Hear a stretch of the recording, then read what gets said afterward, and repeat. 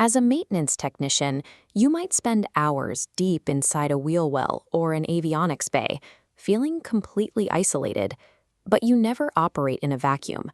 You're working inside a highly complex social system. Long before you pick up a wrench, your decisions are being shaped by invisible forces around you. Everything from the physical layout of your workspace to your immediate supervisor, and even the broader regulatory frameworks hanging over the hangar. If we treat aircraft maintenance purely as a mechanical exercise and ignore these human dynamics, we leave the door open for systemic failures. Understanding the social environment is a critical, unavoidable layer of flight safety. This comparison illustrates a crucial gap. On the left, a static engine represents your skill, what you're technically capable of doing. On the right, an active engine represents motivation. Motivation dictates what you'll actually do out on the ramp when no one's watching. Psychologists rely on Maslow's hierarchy of needs to explain this drive. The core theory is that primitive survival needs, like food, water, and rest at the bottom of the pyramid, must be satisfied before you can focus on higher-level ideals, like professional excellence and self-actualization.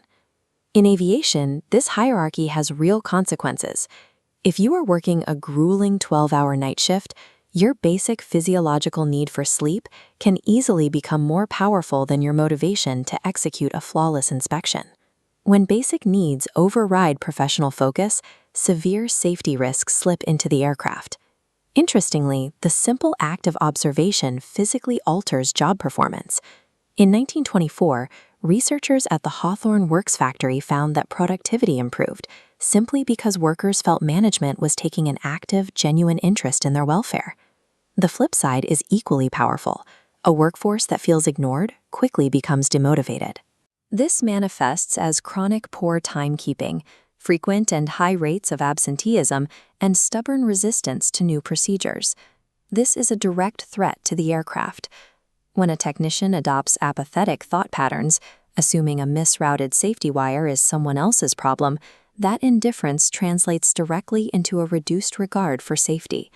A toxic social environment breeds real-world mechanical hazards. In the hangar, you will also face immense pressure from your own team. In 1951, psychologist Solomon Asch proved that when individuals were placed in a room with a group intentionally giving wrong answers to a simple test, the subjects yielded to peer pressure and gave the obviously wrong answer 1/3 of the time. They knew the group was incorrect, but they conformed anyway.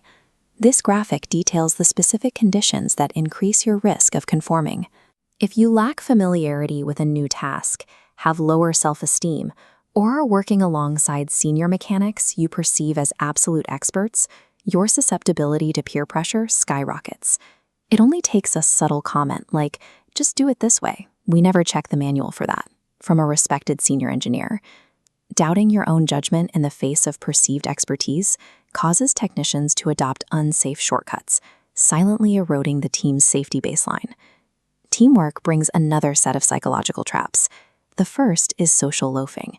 This occurs when an individual exerts less physical or mental effort on a pooled task, like a heavy gear change, because they assume the star performers of the group will pick up their slack. Far more dangerous, however, is the diffusion of responsibility. In this scenario, 3 engineers spot a spilled hydraulic fluid hazard, but all 3 walk right past it. Because they are in a group, the accountability is diluted. Each person wrongly assumes that one of the others will report it.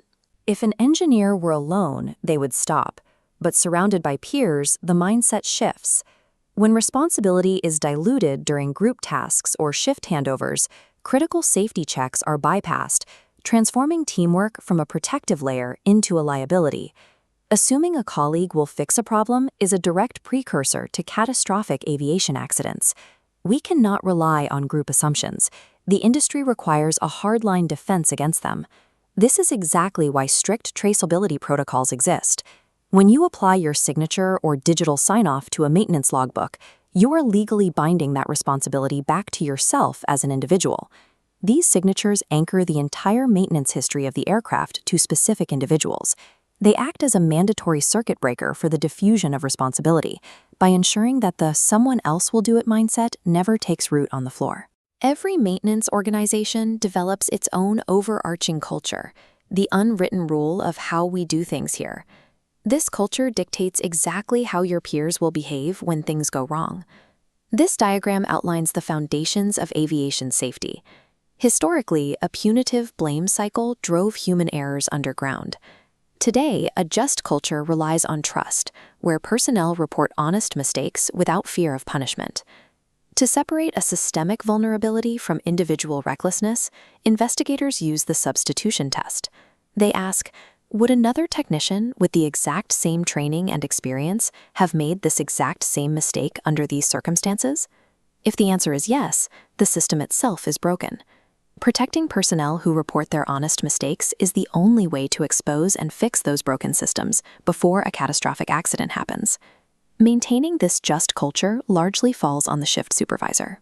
They are the front line of defense, responsible for setting clear goals, fostering mutual support, and ensuring that toxic, unsafe shortcuts do not become the accepted norm. But supervisors have their own blind spots. One of the most common is the hands-on trap. This occurs when a team leader dives in to perform a complex, time-consuming mechanical task to help out the crew or keep skills sharp. When a supervisor is completely absorbed in a single task for an hour, they lose their overarching situational awareness. With the leader's head down, there is no one left to monitor the team, coordinate the workflow, or check the supervisor's own work. The team's collective safety net is removed. To manage these specific organizational traps, the industry developed Maintenance Resource Management, or MRM. Adapted from Crew Resource Management, MRM focuses on how engineers, planners, and managers must work cohesively to promote safety across a disjointed environment. Unlike immediate flight deck warnings, maintenance errors are latent. If a technician incorrectly torques a hidden fastener, the aircraft flies with a dormant hazard. MRM forces cohesive, written communication across shifts to catch these delayed errors before they manifest as a catastrophic in-flight failure. Implementing MRM requires a unique situational awareness. You must mentally project the long-term, future consequences of the action you are taking right now, understanding how it will affect a flight crew thousands of miles away. To do this, you have to actively reject toxic team norms. Have the courage to speak up if a group decision feels unsafe, cross-check your peers, and ensure your shift handovers are meticulously detailed. Ensuring an aircraft is airworthy requires you to navigate the social dynamics of the hangar with the same professional rigor you apply to the mechanical systems themselves.